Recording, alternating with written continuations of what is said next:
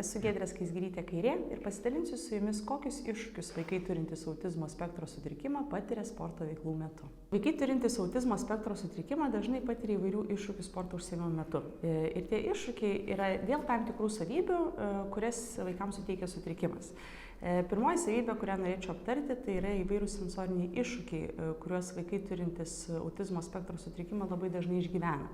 Ir tie sensoriniai iššūkiai, jie gali pasireikšti įvairiai. Gali būti, kad vaikai yra jautrus tam tikriems sensoriniams dirgikliams, kurių sporto užsiėmimo metu yra nemažai ir jie yra galbūt šiek tiek išskirtinesni negu įprastam vaiko gyvenime.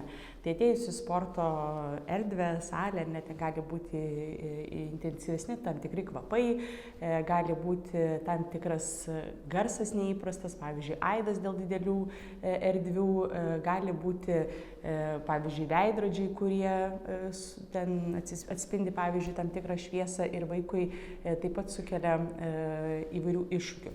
Tai įvairūs tie stimulai iš aplinkos dirgina į vaiką ir vaikas jūs priima gerokai jautriau negu jo tipinės raidos bendraamžiai, kas gali sukelti tam tikrų elgesio iššūkių. Pavyzdžiui, vaikas vengia tam tikrų veiklų, sunku įtraukti ir panašiai. Kiti iššūkiai ateinantys su sensoriniais dirgikliais, tai yra, kai vaikai siekia tam tikros stimulacijos, kuri ateina per sensorinius dirgiklius. Ir vėlgi sporto veiklų metu tų dirgiklių aplinkoje jų visai yra nemažai ir dažnai yra įdomesni ir vaikui patrauklesni negu dirgikliai, su kuriais susiduria įprastoje savo aplinkoje. Ir vaikas siekdamas tų dirgiklių vėlgi gali neįsitraukti į veiklą, kurią jūs siūlote, gali, pavyzdžiui, nežinau, bėgioti, plasnoti, siekti ten būtinai lipti kažkur, kažką uostyti, klausytis tam tikrų garsų ir panašiai. Ir vaikai gali turėti tiek sensorinio dirgiklių vengimą, tiek siekimą, gali visai tų iššūkių neturėti. Kitas iššūkis, kurį sporto veiklų metu patiria vaikai turintys autizmo spektro sutrikimą, tai yra gebėjimas sukoncentruoti dėmesį. Tai šį sutrikimą turintys vaikai dėmesį koncentruoja dažnai į daiktus šiek tiek geriau negu į žmones. Ir kai, pavyzdžiui, treneris duoda tam tikrą instrukciją, vaikas nebūtinai jį reaguoja, nes tuo metu jo dėmesys yra sutelktas į, pavyzdžiui, kėglius, kuriuos jisai ten rikiuoja, ar ten, pavyzdžiui, suka ir panašiai. Tai tas dėmesys dažnai yra orientuotas ne ten, kur mes norėtume, kad tas dėmesys būtų orientuotas. Taip pat, jeigu tai yra grupiniai užsiėmimai, vaikui gali būti sunku sutelkti dėmesį ties grupinė veikla.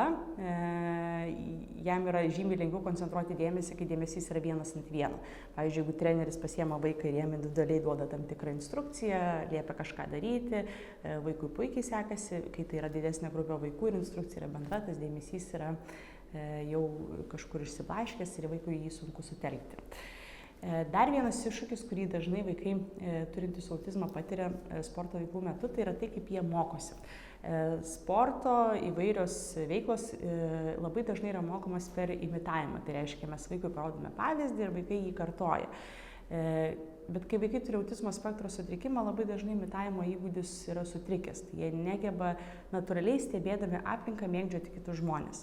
Dėmesys yra sutrikęs, ar ne, jis nestebi kitų vaikų, nestebi galbūt trenerio ir automatiškai, kai nestebi, jis tada ir neimituoja. Jeigu su dėmesiu viskas tvarkoje, kartais vaikai tiesiog neturi to imitavimo įgūdžio arba turi jį riboti. Tai tas mokymasis tada turėtų būti paremtas tam tikromis kitomis strategijomis, naudojant galbūt vizualinės priemonės, galbūt naudojant tam tikrą fizinį sufleravimą, bet jau nenaudojant mokymą per modeliavimą, per pavyzdžio rodymą. Dar vienas iššūkis, kurį patiria vaikai turintys autizmo spektro sutrikimą, tai yra komunikacija. Tai įvairius komunikacijos sunkumai yra neatsiejama autizmo dalis ir visi vaikai turintys šį sutrikimą turi vienokių ar kitokių iššūkių komunikuojant. Galbūt jam yra sunku išreikšti savo poreikius, galbūt jam yra sunku suprasti, ką jūs jam sakote, galbūt jam yra sunku išreikšti savo poreikius stresinėje situacijoje, galbūt vaiko kalba yra ribota arba jos visai nėra. Tai tokie ir įvairūs panašus iššūkiai taip pat turi įtakos vaiko gebėjimui tikslingai ir prasmingai dalyvauti sporto veiklų metu. Dar vienas iššūkis turintis įtakos vaikams yra stereotipinis elgesys. Tas elgesys gali būti labai įvairus, pradedant įvairiais fiziniais veiksmais, tokiais kaip lakstymas pirmyn atgal, bėgiojimas ratais, plasnojimas rankomis. Tai gali būti elgesys susijęs su garsų leidimu įvairių, pavyzdžiui, ūbavimas, dainelių tam tikrų dainavimas, netgi jeigu vaikas ir nekalba, tam tikrų neįprastų garsų kažkokių leidimas, tai gali būti tam tikri veiksmai su rankomis, pavyzdžiui, žaidimas su pirštais, prieš akis sukiojant, kažkoks nors baksnojimas, pavyzdžiui, su pirštais į tam tikrus skirtingus paviršius, bandant išgauti įvairų garsą. Ir panašus tokie pasikartojantys stereotipiniai veiksmai, ypatingai su daiktais, kadangi sporto veiklų metu yra daug įvairiausių daiktų, įvairiausios įrangos, kurie gali skatinti vaiką įsitraukti į tam tikrą mums iš pirmo žvilgsnio galbūt nelabai įprastą elgesį, tyrinėjant tos daiktus. Ten, kaip jau minėjau, sukimas, pavyzdžiui, ratu, ten minėjau kėglius, gali lankus labai mėgsta vaikai sukti, bet ką jie gali pasukti, vaikas tą daro, gali ten kokį nors ten bandyti vėlgi garsą išgauti su įvairiais daiktais.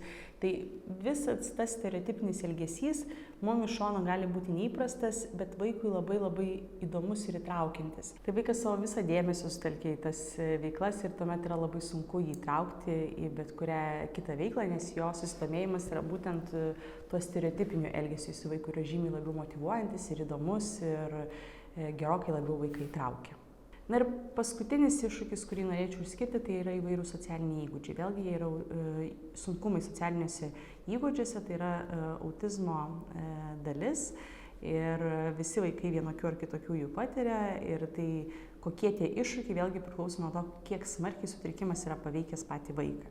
Tai gali būti kažkokie maži sunkumai, kurių gal jeigu dirbate individualiai su vaiku ir nelabai pastebėsite, gal jis atrodo toks labiau egocentriškas, labiau valdingas, labiau viską nori daryti pagal save, bet tokio vaiko iššūkiai labai smarkiai gali išlįsti grupinėje veikloje, kai jis visai negali joje įsitraukti, jeigu vaikai nedaro to, ko jis nori, jis eina, pavyzdžiui, dalyvauti veikloje atskirai. Galbūt vaikui labai yra sunku palaukti, galbūt jiems sunku suprasti pasidalinimą eilę, kad vienas padaro, tada kitas padaro, vėl vienas padaro, kitas padaro. Tai tokie ir įvairūs kiti su bendradarbiavimu susiję socialiniai iššūkiai taip pat turi įtakos vaikams sporto veiklų metu.